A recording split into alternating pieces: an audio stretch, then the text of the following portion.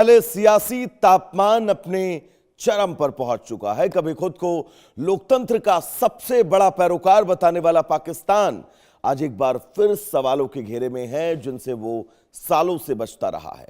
पूर्व प्रधानमंत्री नवाज शरीफ का वो बयान जिसने पूरे पाकिस्तान की राजनीति में नई बहस छेड़ दी है। नवाज शरीफ ने खुलकर कहा कि पीओके में उनकी पार्टी पाकिस्तान मुस्लिम लीग नवाज की सरकार बननी चाहिए। इतना ही नहीं, उन्होंने कार्यकर्ताओं से चुनाव में पूरी ताकत झोंकने की अपील की।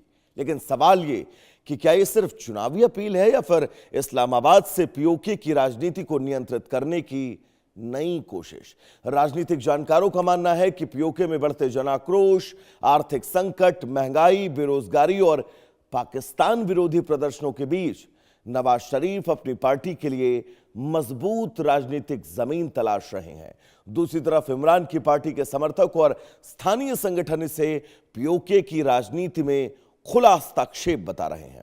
सबसे बड़ा सवाल यही कि अगर पीओके वास्तव में स्वायत्त है तो पाकिस्तान दुनिया के सामने दावा करता है, तो फिर इस्लामाबाद के सबसे बड़े नेता वहां की सरकार बनाने की घोषणा क्यों कर रहे हैं? क्या खुद पाकिस्तान के उस दावे की पोल नहीं खोलता कि पीओके की अपनी स्वतंत्र राजनीतिक व्यवस्था है?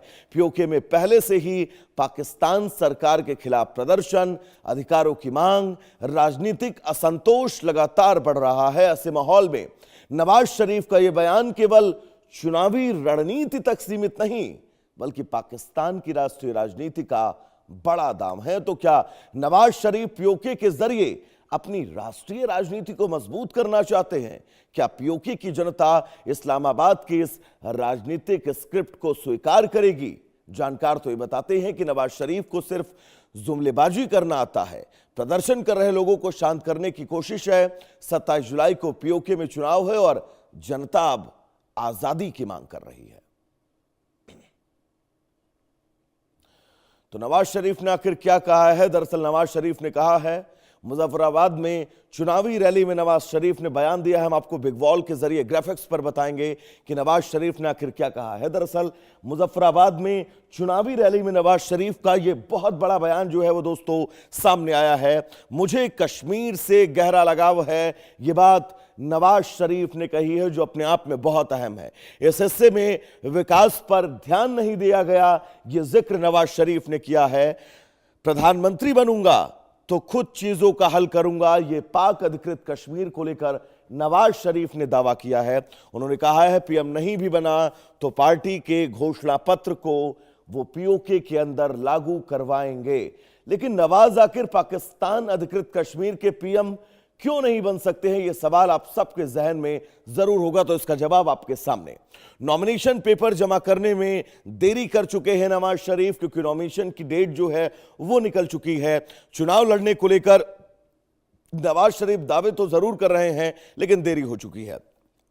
नवाज शरीफ पाक अधिकृत कश्मीर के आधिकारिक वोटर भी नहीं हैं, यह भी बहुत बड़ा इनके सामने सवालिया निशान है। शरणार्थियों की सीटों पर यह चुनाव कतई नहीं लड़ सकते हैं, जो पाक अधिकृत कश्मीर के नियम कहते हैं। बयान सिर्फ राजनीतिक जुमलेबाजी है, यह बात विशेषज्ञ कह रहे हैं कि यह बयान सिर्फ और सिर्फ माहौल गर्म करने के लिए किया जा रहा है। लेकिन नवाज शरीफ के बयान के मायने क्या हैं, सियासी मायने क्या हैं? अगर मैं इसकी बात करूं तो ग्राफिक्स के जरिए मैं आपको समझाऊंगा। दरअसल पाक अधिकृत कश्मीर पर राजनीतिक पकड़ मजबूत करने की कोशिश है नवाज शरीफ की। वो चाहते हैं इन स्थितियों को वो अपने हाथ में ले। पीएमएलएन का संगठन सक्रिय करने की रणनीति है नवाज शरीफ की। इमरान खेमे को सीधी राजनीतिक चुनौती नवाज शरीफ देते हुए अपने इन बयानों के जरिए नजर आ रहे हैं। कश्मीर नैरेटिव को एक बार फिर से हवा देने की कोशिश है नवाज शरीफ के। पीओके के प्रदर्शन को शांत करने की कोशिश है नवाज शरीफ की। उनको ये लगता है कि उनके इस बयान से पाक अधिकृत कश्मीर के लोग शांत हो जाएंगे। पीओके पर राजनीतिक पकड़ अपनी मजबूत करना चाहते हैं। वो चाहते हैं कि सियासी पकड़ अपनी मजबूत कर लें पाक अधिकृत कश्मीर पर। पीएमएलएन का संगठन